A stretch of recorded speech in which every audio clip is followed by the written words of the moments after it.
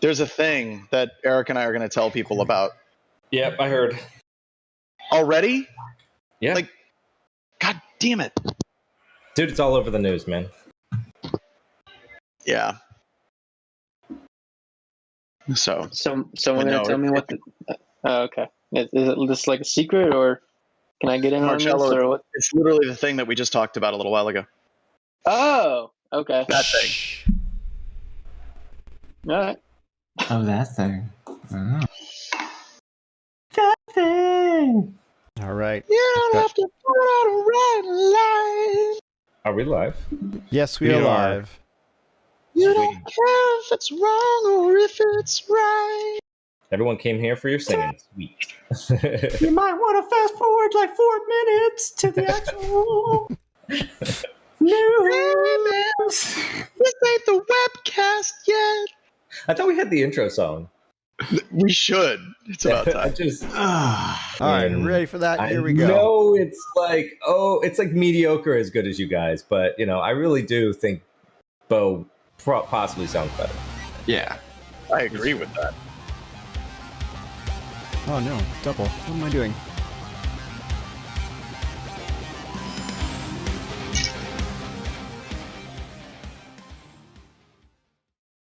Hello, everybody, and welcome to Black Hills Information Security, talking about news, or as I like to say, the everything is completely screwed up and we're all going to die edition of BHIS. Well, wait a minute. Is that a bit too strong? Do I need to dial that back, or are we just going to keep rolling with it? I thought hyperbole is what we were all about here. Maybe take it back a bit, just a hair? Okay. Hello, welcome to BHIS, talking about news. And in this webcast, everything is sunshine and rainbows and unicorns and everything's okay. There. Now, between those two, somewhere is the truth of the matter. I am joined in this episode. I have Badger Crashland, who at some point in the past or the future is going to help you get a job. I have Ralph, who's personally responsible for every single power outage in the Tampa Bay region because he is Bitcoin mining. I have Ryan, the shootist, who I can't get over sometimes his color scheme. You think that maybe he's somebody who's dangerous, like he's collecting guns or something in his place. No. Also in Florida. Me in an undisclosed location. We have Marcello, who is freezing right now. And we have Mubix, who lost a battle today with the ground. So it's going to be hit or miss with Mubix. It's definitely hit. So, all right. So let's kick it off. Ryan, do you have the first story of the day? All right. So the first thing that I wanted to kind of throw out for discussion for everybody is something that we've been talking about for quite a while on BHIS Webcast, as the browser is the new endpoint. And what we mean by that is if you look at everything, I mean, you have Chromebooks, you have people like, have all of their apps or web APIs, web sockets, which Marcello is going to talk about here a little bit with Mubix. And it's basically the browser is the thing that you see absolutely everything through. And a lot of the apps, all the way down to like Outlook, are really just a glorified different kind of layout for browser technology. So there's a couple of stories that came out. One of them was there was a fake ForcePoint browser plugin that was released, and that is somewhat interesting. This comes from some research that was released from SANS Internet Storm Center, so Johannes and his team. And then also Google removed 500 malicious Chrome plugins.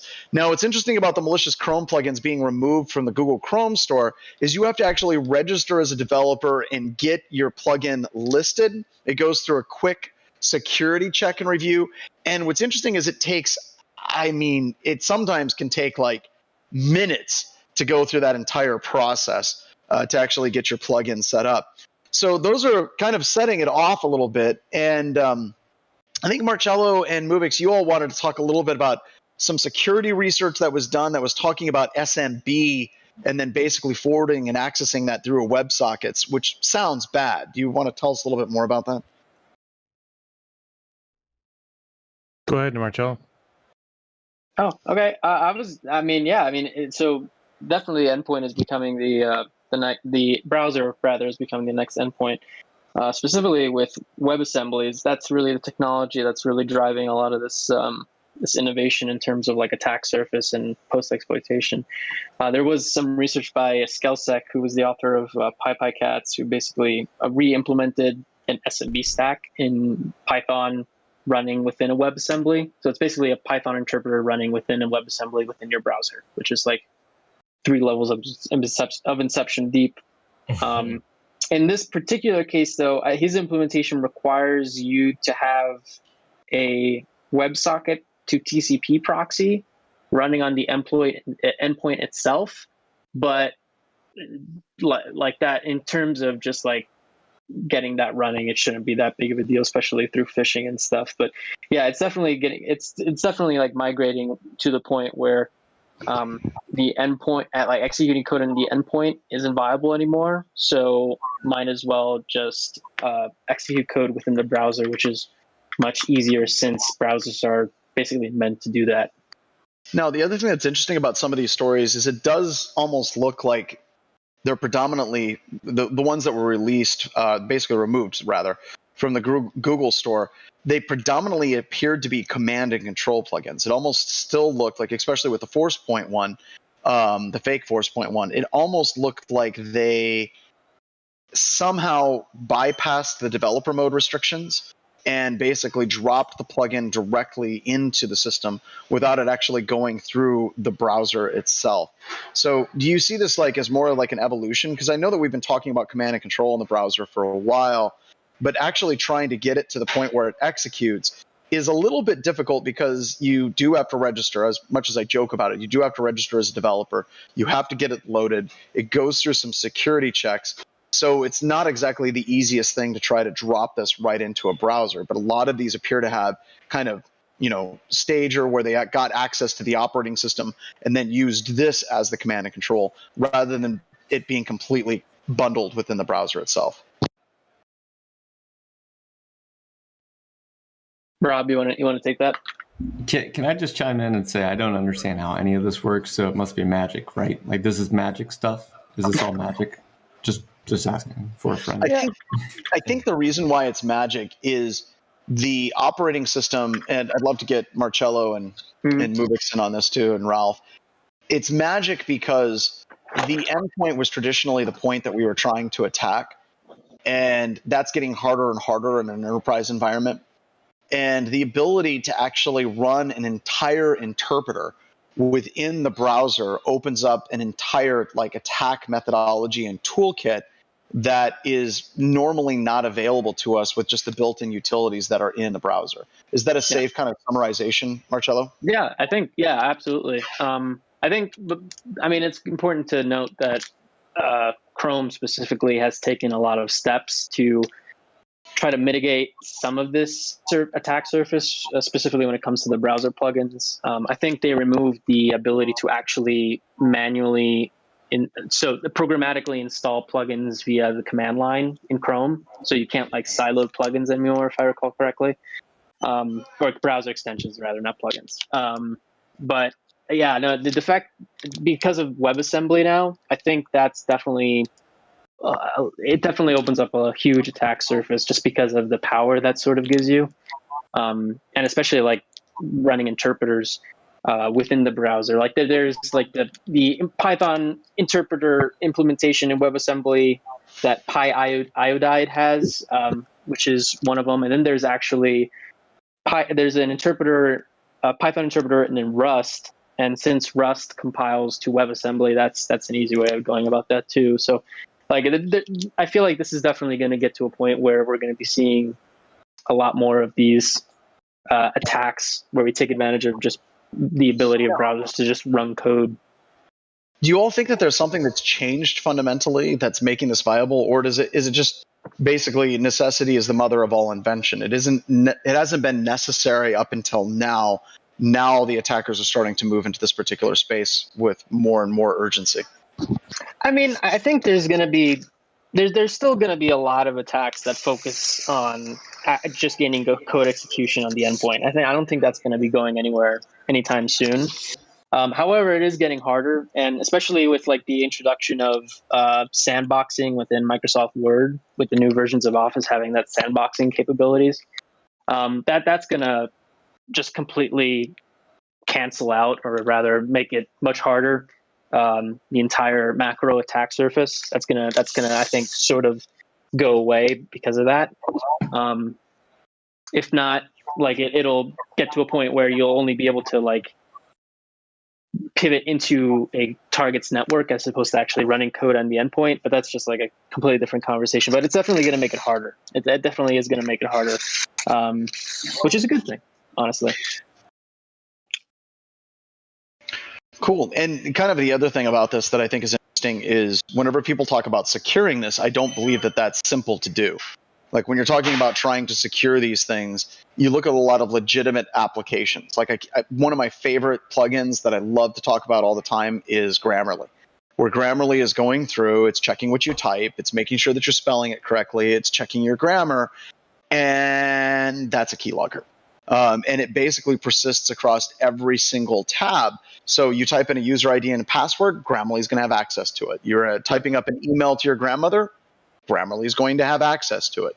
So you're going to be seeing this because I don't think it's just as simple as just like, well, why don't they just patch the browser and it's fixed? It's that browser is becoming that operating system, and it's being used for so many different legitimate things. And as attackers, whenever you're doing things like offensive security, you want to find those gray areas where you can actually utilize those utilities and those built-in things that normal people need to use every single day, but then you can use them for exfiltration, for command and control, and lateral movement as well.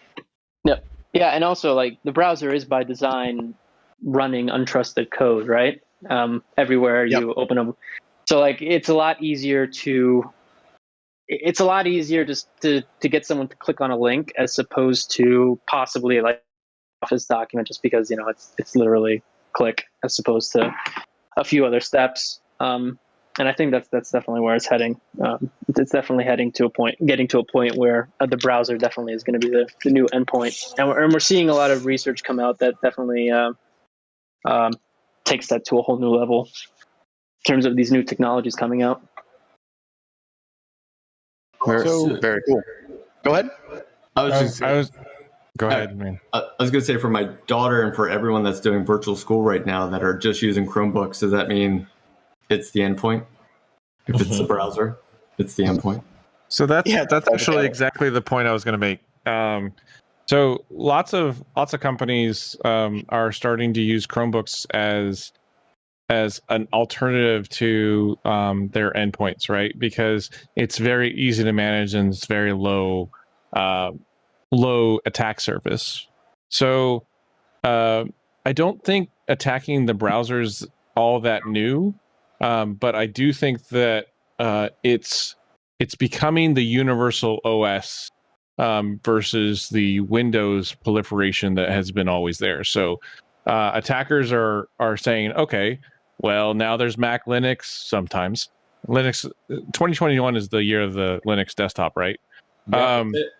Gotcha. Yes, so it is. So there's like all of these Chromebooks, and mobile devices, and everything's using either Chrome or Firefox or Safari. So me as an attacker, why would I try and figure out what OS it is when the browser literally tells me what OS it is? From a browser point of view, it tells me it's Chrome. It tells me it's Firefox. So as an attacker, all I have to do is say, oh, okay, here's my little shellcode or here's my little backdoor extension for this browser or that browser. So it's becoming the universal OS. And so that's where, as an attacker, I want to focus, because I don't want to have to deal with Office 365 macro protections and all this stuff. Well, right? And it's funny that you talk about that, because, you go back to, we're old and we've been doing this for a long time. With the Java applet attacks, I honestly believed back in the day, whenever we started using Java applet attacks to gain access to environments, that was just the beginning. That there was going to be a lot more. It was. But we had that. We had HTA. We had Flash. Flash got shut down. HTA is going away slowly.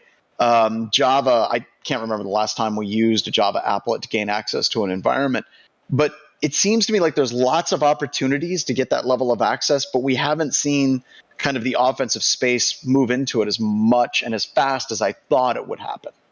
Okay. But like, if you look back at really old blog posts by Mudge for Cobalt Strike, he talks about injecting into the Internet Explorer browser so that your traffic comes directly out through it, right? It's and there was a blog post by MDSec or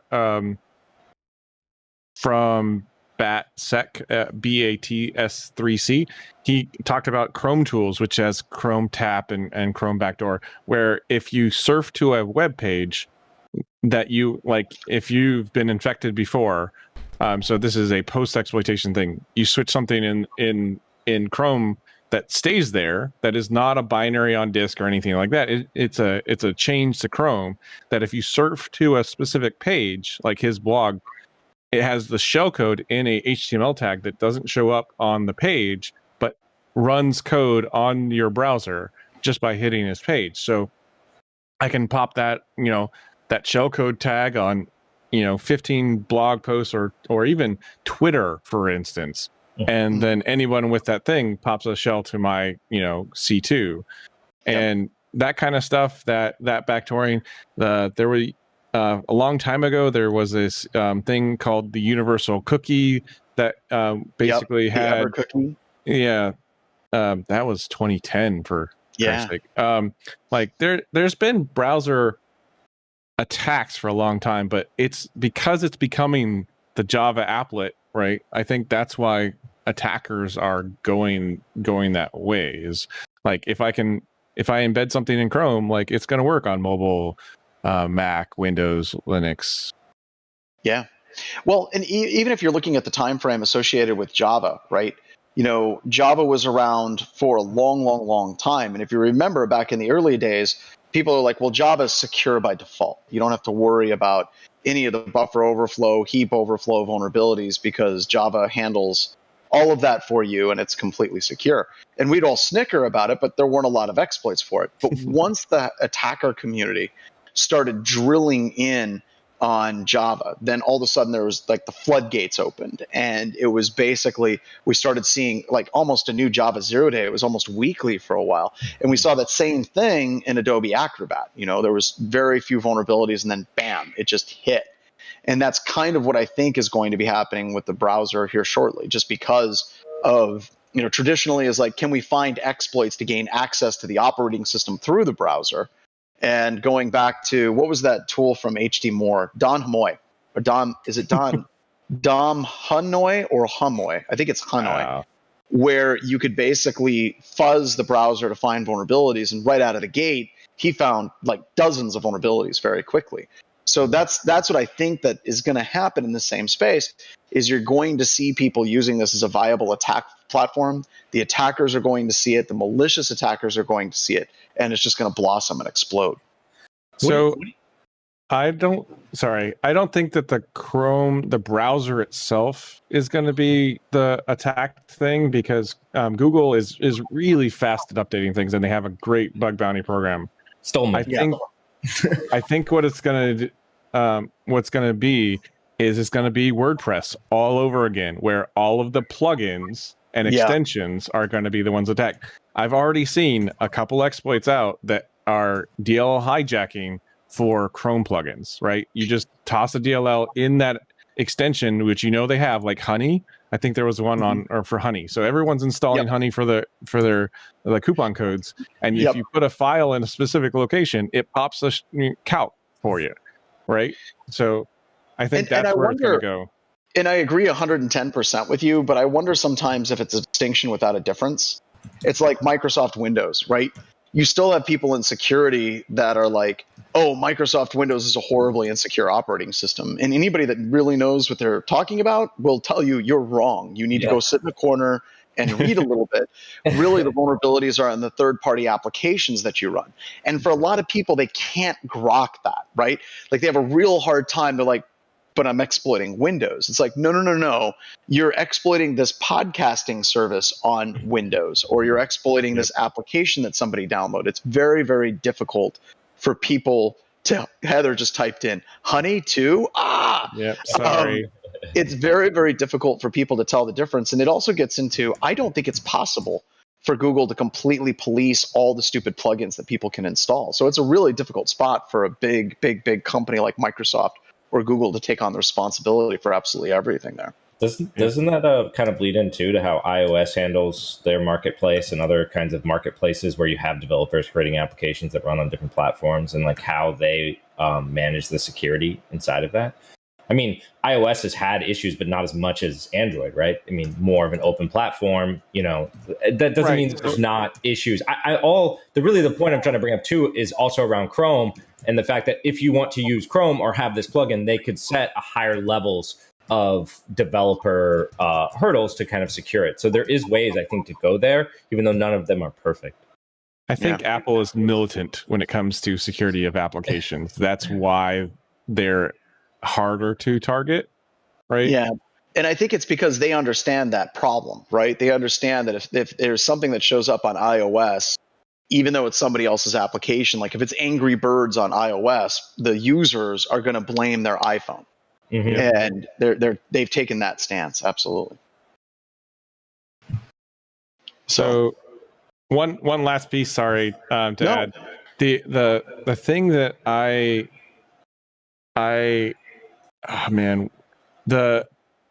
do I put this into words?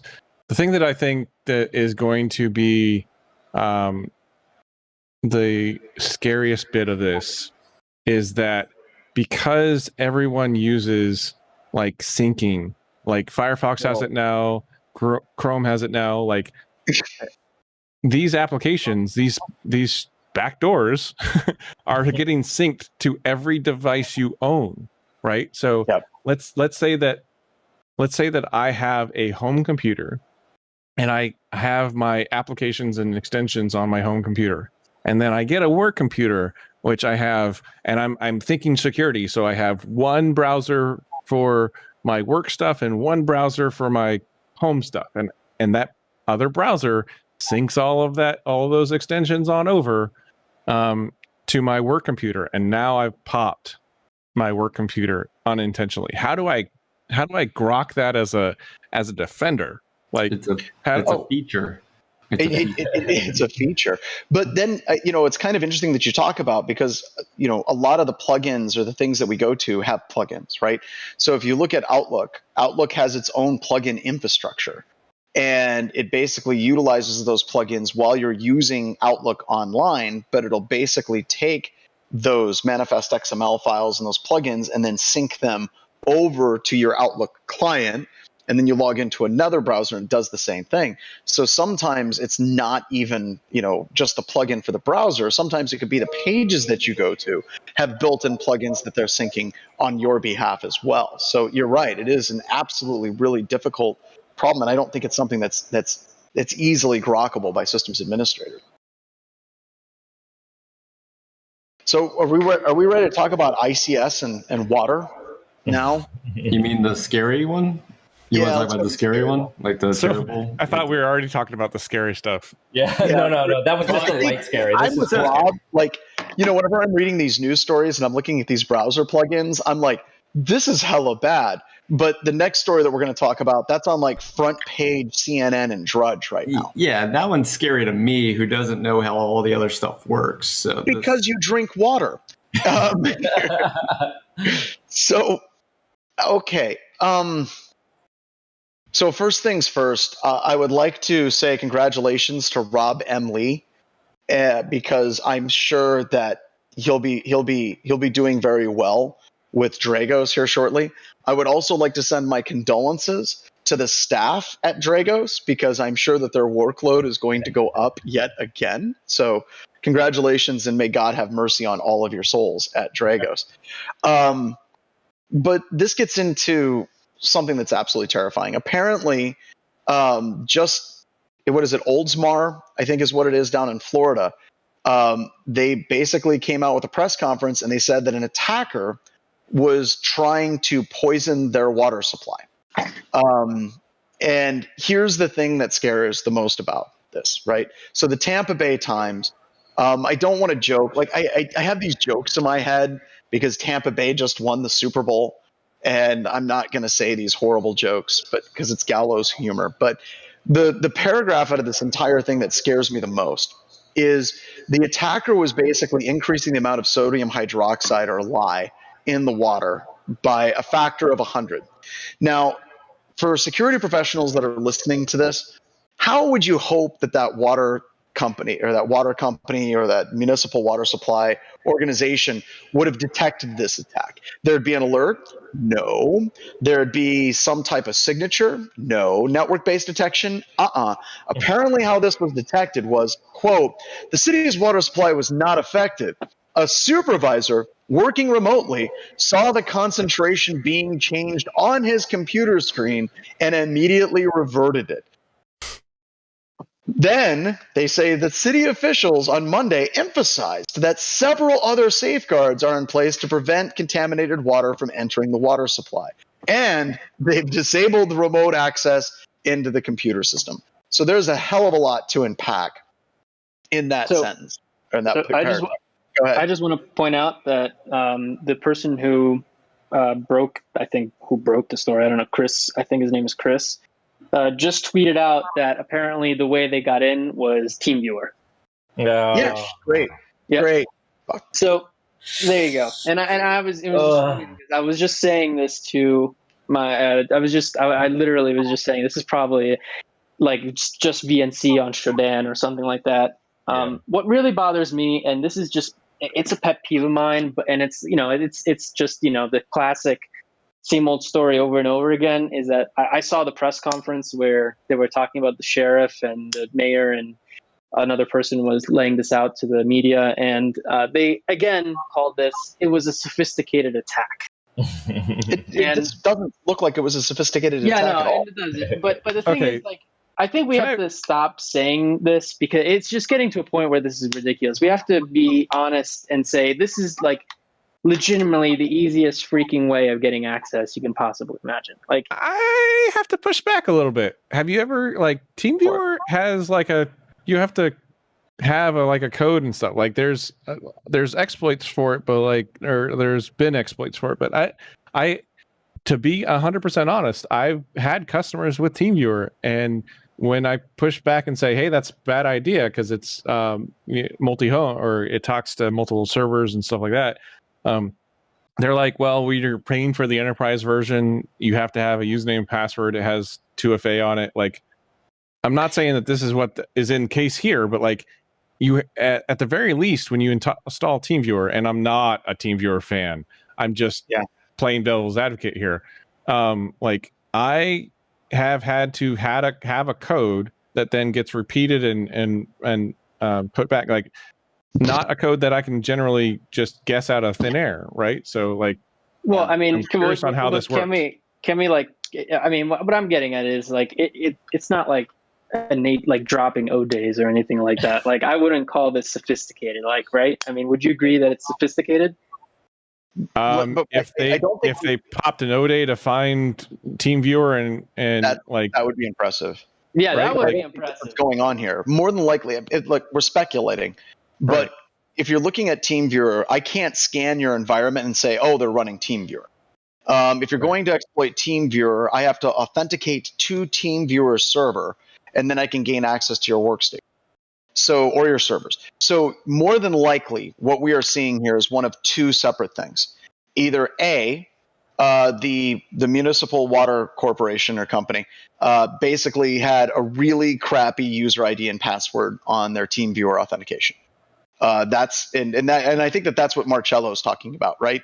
If we're just going to password spray and we're going to get access, that's not that difficult, right? So if that's what they did, they had a password of 1234. Or password 1234, then that's not hard. That's not hard at all. The other possibility is if they gained access to TeamViewer, it always comes back to the TeamViewer servers, is TeamViewer themselves got popped. And I'm bringing that up because that did happen a couple of years ago, where TeamViewer was compromised and a bunch of their customer accounts were compromised. So if you're going to be watching this, I would watch TeamViewer's Twitter feed very closely, because if it's the customer just had a weak password, they probably won't say anything, or they'll let people know that that's what happened. Or what they're going to say is there was a breach at TeamViewer yet again, and they're going to say at this particular point, we're now contacting customers who are currently affected. At this particular point, we believe this to be an isolated incident that only impacts a handful of our TeamViewer customers. The overall security of TeamViewer is solid, and we take our customer security very seriously, blah, blah, blah, blah, blah, hippity hop. Are you getting paid by TeamViewer to make that statement? That sounds pretty much exactly what lawyers. I can see their lawyers. Dude, have him slow down. Slow down. I'm writing down stuff. But this gets into, I don't have a problem with TeamViewer, and like I know, Rob, you said that it's not your favorite thing. I don't have a problem with TeamViewer as long as the security part of the organization knows that it's there for remote access. They have secured it with two-factor authentication and strong passwords. The thing that gets me is when we're doing hunts at active countermeasures with Rita and AI Hunter, is we run across a ton of organizations where we're basically doing a network threat hunt, and we're like, you got like 15 systems that are connecting out to TeamViewer. Did you know that? And they're like, no, we had no clue. Yeah. And then they start hunting, and they find out that those are actually legitimate TeamViewer connections the security team did not know about. And I think that's Shadow IT. What about just a simpler attack scenario, right? I'm thinking like, how could you break this down? And like, let's just say TeamViewer is a catalyst. Like, it's just a connection, okay? It's not necessarily compromised. All you do, compromise this guy, right? Target him personally and see if you can get onto his system. That could have been how they did it. They said, hey, this person works at the the water treatment facility. There's three possibilities. Yep. Yeah. And so he goes in, they target him, they get access to his system. He uses TeamViewer to access this SCADA system, hence the access, right? So it pops up, they took over the system. That's one way. Log some creds, yeah. Yeah, sure, right? You just attack one person. It's a little bit more time consuming, but it's probably easier than taking on necessarily all of TeamViewer.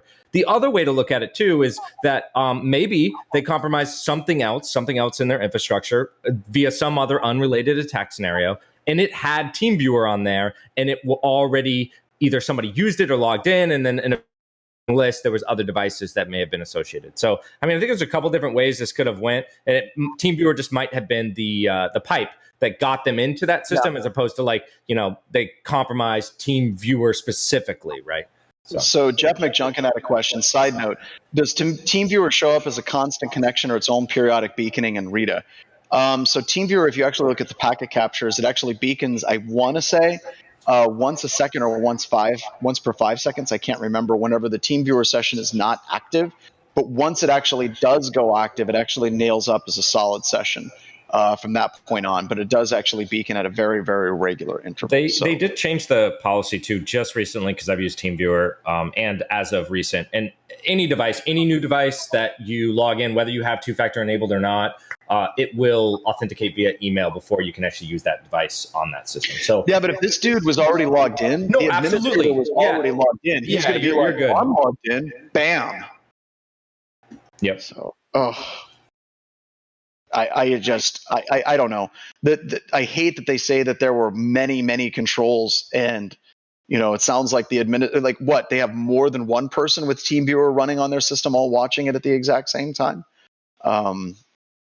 No, and it could have been much worse too, because the nature of TeamViewer is if I'm on my system, and then let's say Jason gets on my system with TeamViewer, I will see my mouse and things move around. Whereas if it was another command and control channel, like maybe through a browser, it would be possible that they'd be able to send commands without actually doing that. But yeah, it's scary. I'm just happy it wasn't VNC, because that's like an order of magnitude worse than TeamViewer at that point. Yeah, TeamViewer is at least updated regularly. It is an active product that's used for, whether they should have used it to manage ICS SCADA equipment, probably not, but that's totally different conversation. Yeah, and you got to wonder, was this authorized too? Or do they even have a security team? Let's be honest, it's a complete possibility that they didn't even have a security team. This is so you don't have to drive into work, right? This was it. Okay, so I'm going to play devil's advocate one more time.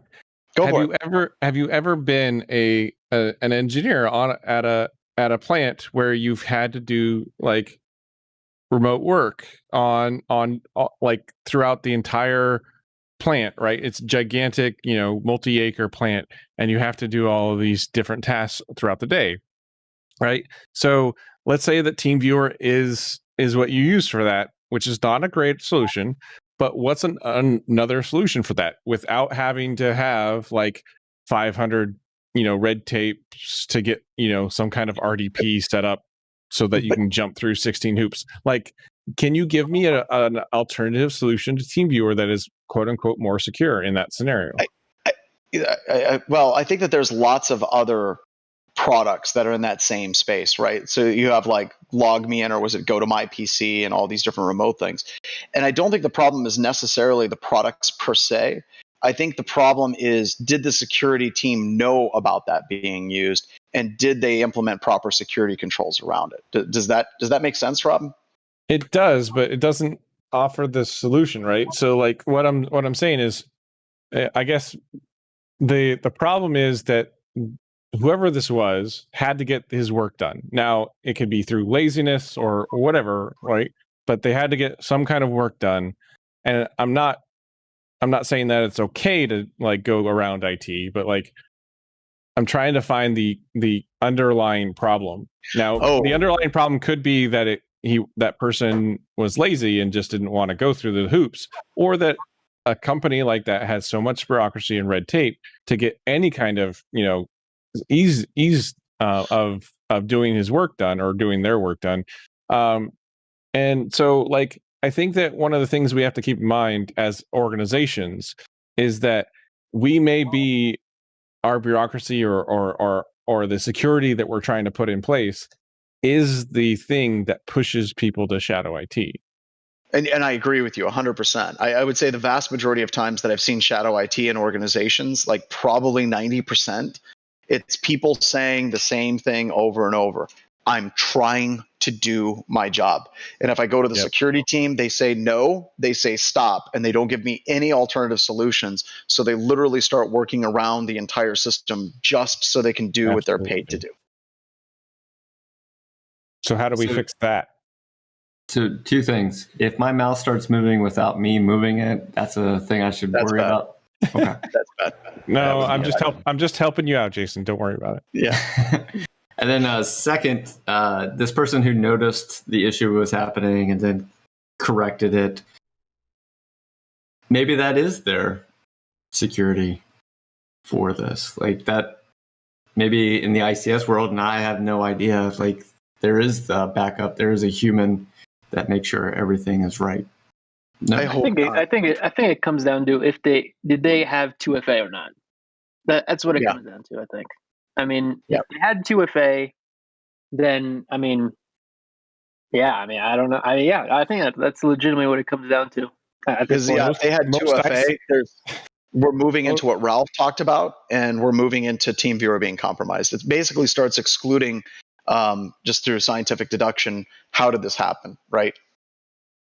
Most 2FA was most ICS systems were invented or created 20 years or more ago, right? Oh yes.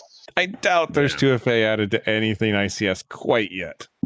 But we're talking about Teamviewer. Hopefully, if they are using Teamviewer, there was 2FA, right? Absolutely. So if they had 2FA, then it would be somewhat sophisticated, right? Oh, absolutely. So, I'm not completely discounting that, but like, if I had to guess, I would guess that it comes down to passwords and lack of 2FA. Well, and that also gets into like the solutions, once again, I'm talking about Dragos, like just so you all know, Rob M. Lee has never written me a check and never will write me a check. But that is kind of that space that they're moving into where, talking about detections, it's not just about detecting Teamviewer remote connections, but actually watching the communication to the SCADA ICS systems and looking for these out of bound parameter changes to say, hey, somebody just increased the amount of lie by 100%. You probably want to look into that. But then we get into another concern. How many organizations can actually afford those solutions? And I think that becomes difficult again. If you're a small town and you have this water treatment plant and somebody comes in selling a solution that's very expensive to start watching these things, how the hell do you handle that? He was like, well, everybody got to raise taxes. I don't know. It's not a simple solution. It really, really isn't. So I remember when I used to play, my daughter had this Woody thing from Toy Story. And when you'd pull the string, one of the things they would say is, somebody's poisoned the water hole. So I've just wanted to say that since we started talking about it. That's prophetic. So now, do you all think that there's going to be copycats that are going to be going after this? Or do you think this will be like something that flares up, everyone gets all worked up for the next few weeks, and then it just dies down?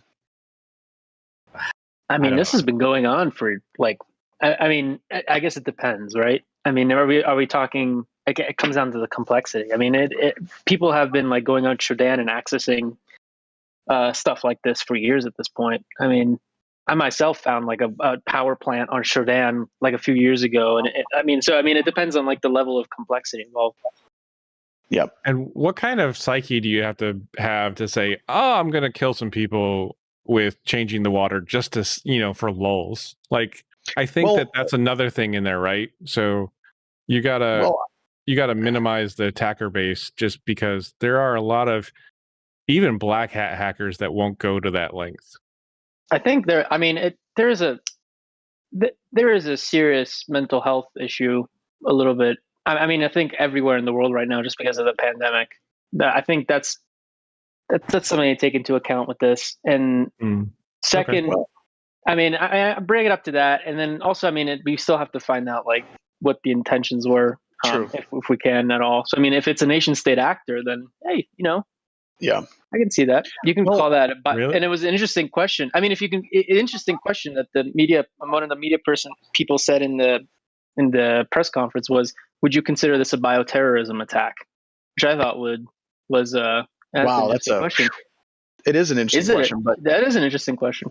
But I honestly, this sounds naive, and I get that. But for years, we talk about Shodan and what Shodan can show, and we've all been in classes, we've all taught, or we've been around a class where somebody brings up Shodan, and in 5 minutes, they're like showing some really scary things that you can gain access to, especially on like images.shodan.io.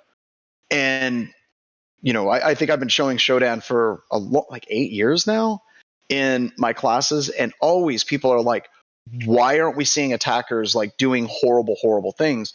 I fundamentally believe that vast majority of human beings, whenever they get confronted with something like an ICS system where they can increase the amount of chlorine or lye in water, that they're going to take a step back from that. And I think that's what's been happening up until this. And I honestly hope that I'm naive and I'm stupid, and actually, no, I hope I'm not naive. I hope I'm not stupid. I hope I'm right, because if you are actually talking to red teamers, you constantly hear the story about how easy it was to gain access to something that's dangerous. And I believe that for years, you've seen there's attackers that have gotten to that door and decide not to walk into it and actually harm people. And I hope to God that this particular situation, I'm hoping we find out it's a script kiddie. They saw a lever and they're like, I didn't know what the hell it was, and I just kind of moved it around, and I didn't know. I hope it wasn't a targeted attack where somebody was trying to do harm to other people. Yeah, I looked up how big the area was, and it's not huge. So like, if it was a nation state attacker, like I don't see the benefit there. I don't see the motive, right? So if it was, I mean, the only thing I could think of is it was a trial run, and if that, it was a horrible trial run because they got caught, right? Like, but I don't know, like killing women, children, and men, like there's no positive benefit there, like none. Right? I don't see any motive that even all the APT actors that I've known over the years, right? Like none of them have a benefit in doing that. Yeah, absolutely. All right, so should we wrap it up? Any final thoughts, folks? I think that's a good way to close it out from what Rob said. Don't kill women and children and men. Yeah, hey, that's a good ending. Don't kill people. Period. All right. All right, let's shut it down, everybody. Thank you so much for coming and listening. And if you're listening to this at some point in the future, have a great time. And we'll see you in the next episode of Talking About News with Black Hills Information Security. Don't kill humans.